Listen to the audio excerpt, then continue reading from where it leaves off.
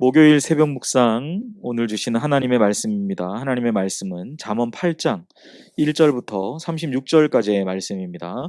구약 성경 918면에 있습니다. 잠언 8장 1절부터 36절까지 말씀 제가 봉독합니다.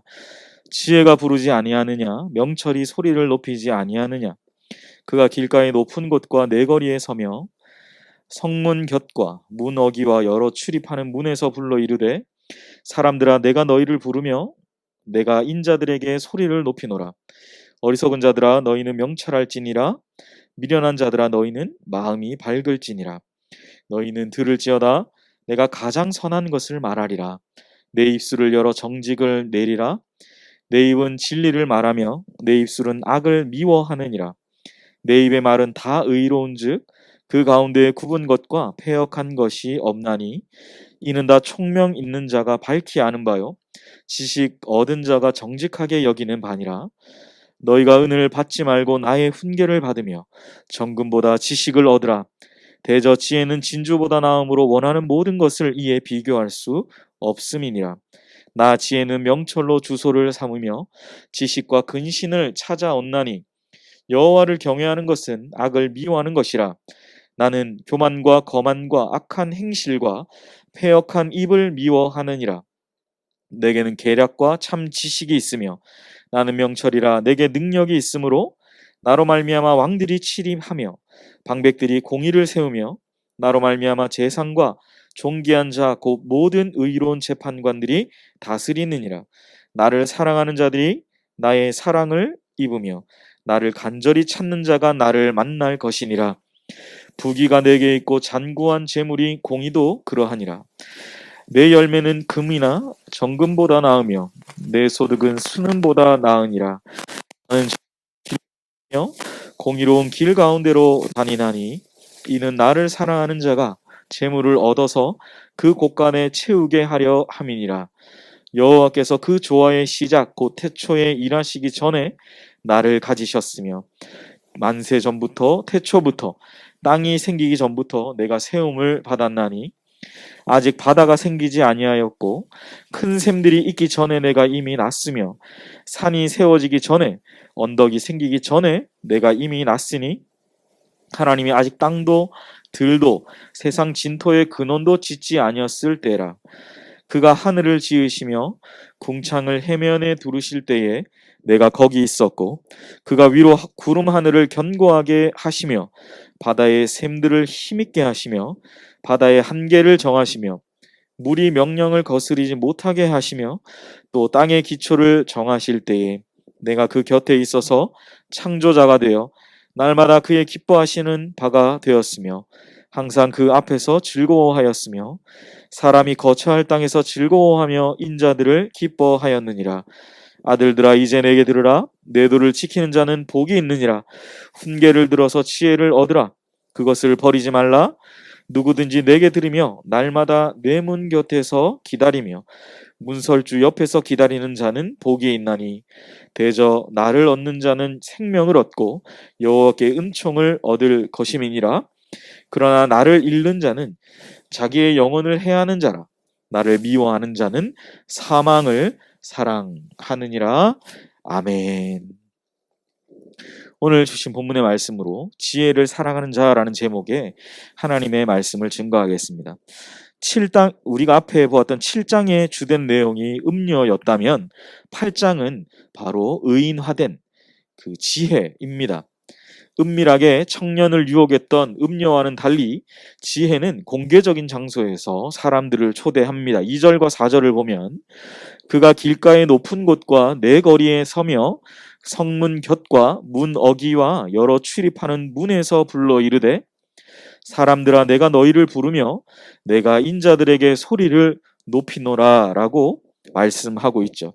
이게 어제 묵상했던 것과 비교해봐도, 우리가 바로 앞에 있었던 7장과 비교해봐도 이 음녀와 의인화된 지혜는 아주 확실한 차이를 우리에게 보여주고 있습니다.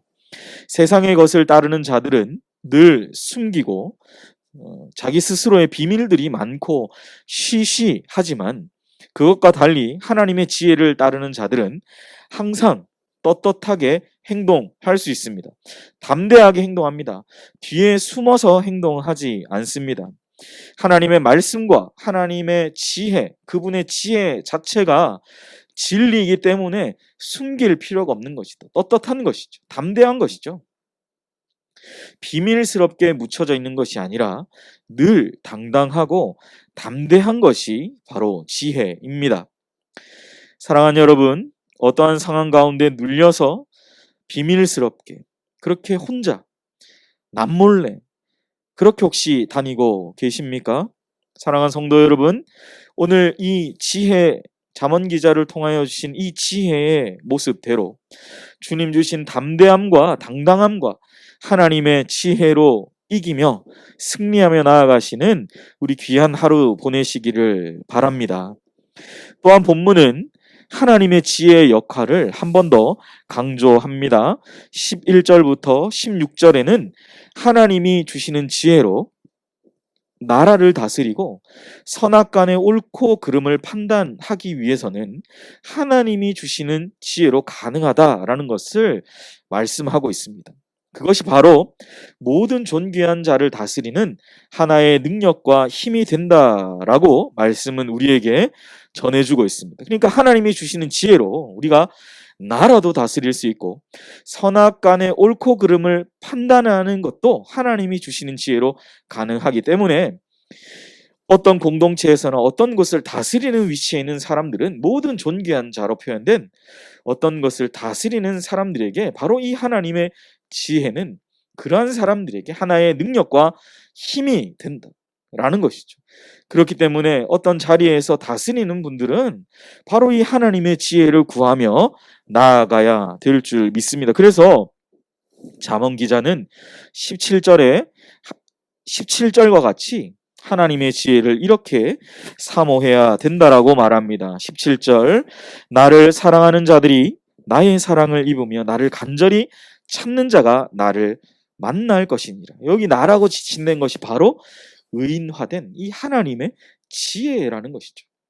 하나님의 지혜를 사랑하는 자들이 이 사랑을 입을 것이고 하나님의 지혜를 간절히 찾는 자가 나를 만날 것이다 라고 오늘 잠언 기자는 우리에게 이 하나님의 지혜의 역할과 또 그것을 사모할 것을 우리에게 말씀하고 있다라는 사실이죠. 사랑하는 성도 여러분, 하나님께 속한 이 지혜와 같이 이 선한 것을 가까이 하고 악한 것을 멀리함으로 영적인 성숙을 이루어 가시는 복된 하루 되시기를 바랍니다.